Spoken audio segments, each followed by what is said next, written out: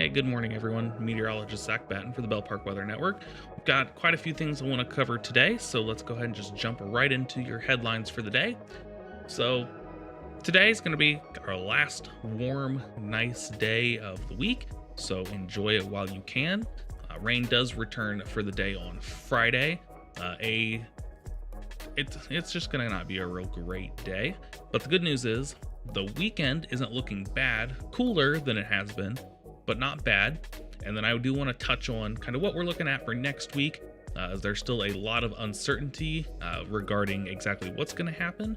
But what we do know is that a burst of cold air is likely on the way. That seems all but certain. So let's go ahead and jump into taking a look at your day tomorrow and also some model data and all of that fun stuff.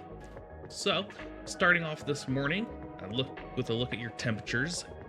Pretty chilly, but not as cold as it has been the past couple mornings, really. Temperatures likely in the mid to upper 30s in most locations. Southern Ohio, you're probably in the low 40s or so. As we move through the day, taking a look at your afternoon temperatures, this is 2 o'clock. Temperatures are nice and warm for November. A lot of locations approaching 70. Most locations hanging out in the mid 60s, so it's gonna feel great out there. As we move into Friday, overnight, we remain fairly mild as some of the rain moves in, and then through the day on Friday, you see this is Friday morning at 8 a.m. Off to the northwest, you can see the cooler air moving through, and for a lot of us as we go through the day on Friday, temperatures are actually going to drop. So the morning will be wet but warm. The evening will be dry as that rain moves out, but the colder weather will be moving in behind it. So that's today and Friday, which we'll take a look at Friday again tomorrow morning just to make sure.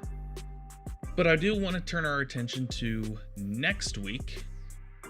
So if we jump over to, this is one of the longer range models, and take a look at kind of what we know. So right now this is Friday evening, excuse me. So again, you can see the temperatures just dropping as that system moves through. The weekend is cooler, but not too bad. And then as we go into next week, we do warm up a little bit, nothing like it was this week. But we do have a system that moves through kind of early week, which for now just looks like rain. So not really too concerned about that. I have seen quite a few posts and people talking about, a snowstorm or severe weather or whatnot, especially right around the Thanksgiving time frame. And I'll show you why it's still too early to mention any of that.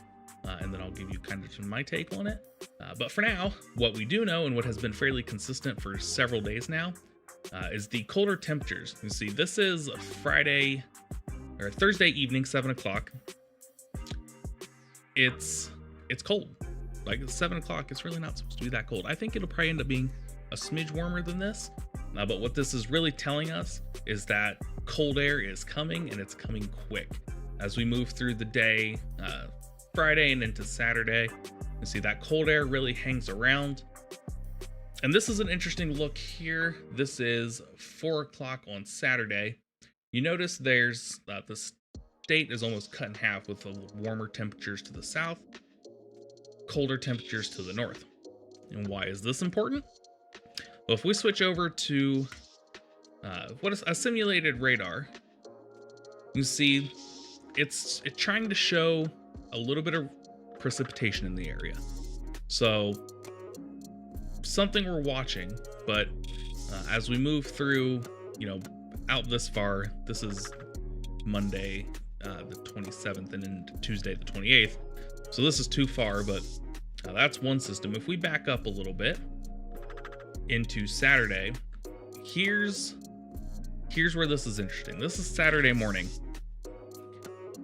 Depending on where that temperature line's set up, as usually happens in Ohio, you have your rain, your mix, and then your snow on the north side. So this is one particular solution for this model run that suggests, a couple inches, especially here in northern Ohio. If we back up and look at the previous model run, this is the same time, a very different look.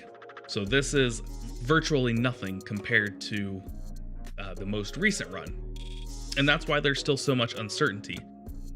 Run to run consistency is something we look for in the models. We want to see, the model showing the same system as it gets new data, gets closer to the event. And right now, we don't have that. The only thing we have is that it's going to be cold next week. So for now, it's entirely too early to talk about any of this, really.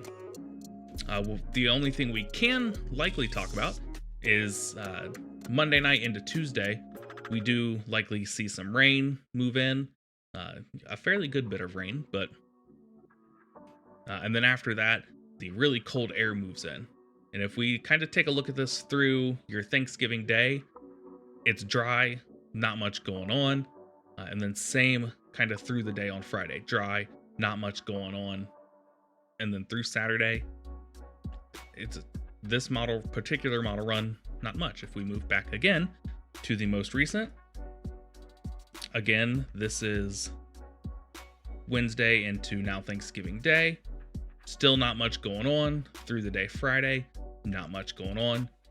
And then this run has something for Saturday.